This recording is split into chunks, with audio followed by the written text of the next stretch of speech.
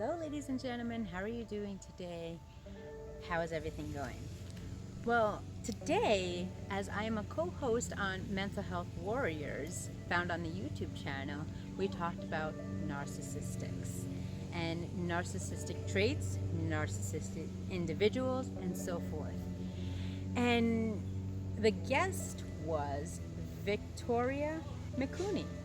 And I'll put her information down below, as well as the Mental Health Warriors. And it was just an amazing connection to learn about how loosely we use describing someone as having narcissistic traits or being a narcissist themselves. And they talk about, in the beginning of the segment, about the true definition of narcissism, that they have grandiose, they have inability to really empathize with individuals, very extreme grandiosity, and are in control. Now, the reason I bring this to your attention is because I want us as a population, as humanity, as the world, to stop putting labels on individuals, whether it be our families, our friends, people in society, because, like I said, who are we to judge? That is not in our wheelhouse. That is not what we are here to do. That is not in our ability or fiber to judge anybody, because nobody is perfect.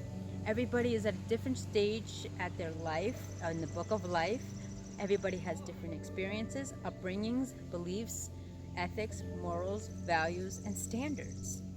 And the more what I like to take is the more we rise and unite, the less conquer and divide. I mean, look at the world as it is today. We are more divided than in the past.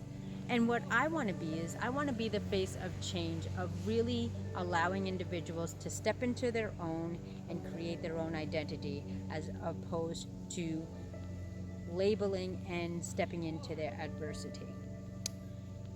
This has been really important and significant to me because we throw around these words in such a lighthearted manner. And we think we know what the words are, we think we know what these traits are, we think we know what we're talking about, but when in reality, if somebody takes a pen to the paper and really assesses what you're talking about, you may be being misinformed or misguided by your influences, by the stigmatisms, by the stereotypes, by society, and so forth. So the reason I want to go back to the narcissist mentality is I hadn't realized that I was in one at an earlier stages, way back when in my life. I never understood why I was always getting kind of fact checked and checked up on who I was talking to, when I was going, where I was going, when I was going somewhere, and that I had the actual debilitating results of this individual taking complete control over and manipulating my thoughts, my beliefs, my mannerisms, and who I believed I was, and that should be grateful and entitled to be with this person. So if this sounds like something like you, I encourage you to reach out to Victoria McCooey. I will, again, all the information will be found in the description below. But I want you to really take a deep dive. The main reason why I'm talking about this is because we must be mindful that words are either weapons or that of wisdom. And feel free to check out that video. But when we are talking to someone and they confide in us, if we don't have our facts or stats in proper form, we may misguide others. And there's a lot of confusion and doubts in the world as it is today. So I encourage you to educate yourself. I encourage you to go to the library. I encourage you to go to individuals who have mastered such a topic, or go to the actual root source of it. And what you might realize is the root source of something that you think you know about really precedes decades, if not centuries or years back. And one of the key things that I want you to tap into is really looking at your ancestors and looking at their vocabulary, looking at the world, how in some regards history repeated itself, in other regards history is just going against everything that we thought we knew, and coming to the realization that some of the stuff that we thought we knew is incorrect and invalid. That's why I really take in my heart of hearts when I connect with people, whether it be on a professional realm, my team, those I speak with, those that I learn from, those that I coach. I do my research based on personal experience, based on their actions, based on their behaviors, based on their knowledge. Because it's one thing that they say something and write it on paper or put it on a media platform, but it's another really looking at the individual as a whole, connecting with them, gaining their verbal and nonverbal cues. What are they representing? Is their word their bond? And you know, I'm really, really for that. My brand is authentic and acting with integrity. That's all I know how to do. That's gotten me this far.